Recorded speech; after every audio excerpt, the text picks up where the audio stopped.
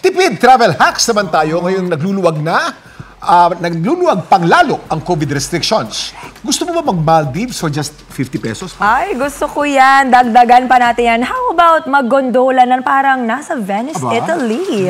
Lahat yan sa Pilipinas lang po. Hatid yan ni Victoria Tulad. Oh. Trip mo bang mag-swimming sa Maldives?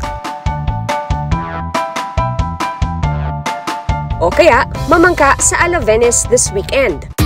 Pwede naman at dito lang yan sa Pilipinas.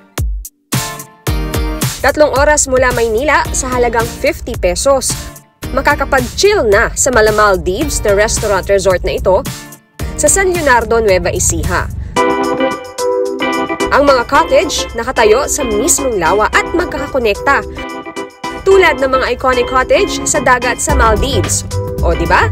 International feels. Naisip namin ay kung paano magkaroon na pwedeng puntahan ng tao na pampamilya, kamukha nito, open air, at ang mga tao ay nag-i-enjoy habang dinidevelop at pinag-iisipan, unti-unti, ganito yung naging forma.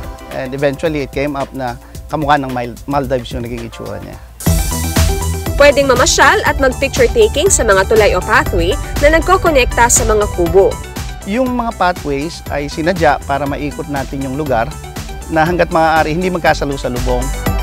Pero di lang sightseeing at selfies ang pwedeng gawin.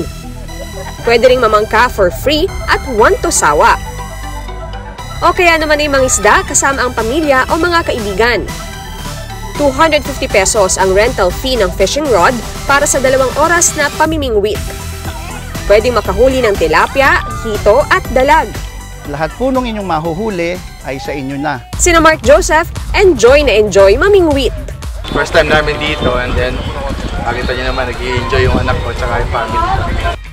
Kapag napagod na sa pamamasyal sa Maldives Fields Resort, magpahinga at tikman naman ang kanilang best sellers na buko lumpia, gising-gising at bilao group meals. Napakarami na nagsasabi na wow, parang Maldives. And yun ay kinatutuwa natin dahil yung mga taga rito sa atin, hindi na nila kailangan gumastos ng malaki para ma-experience ko ano ba yung mayroong kamukha nito sa Maldives. Para naman sa mga tireless romantics dyan, pwedeng mag-date sa cafe na ito sa Capas Tarlac. Magkape at kumain ala Venice, Italy. Ano lang ito, fish pan. And then when we conceptualized this cafe, so we converted this as a big man-made lake. And then here comes the boating. Kilala ang Venice dahil sa mga kanal at gondola.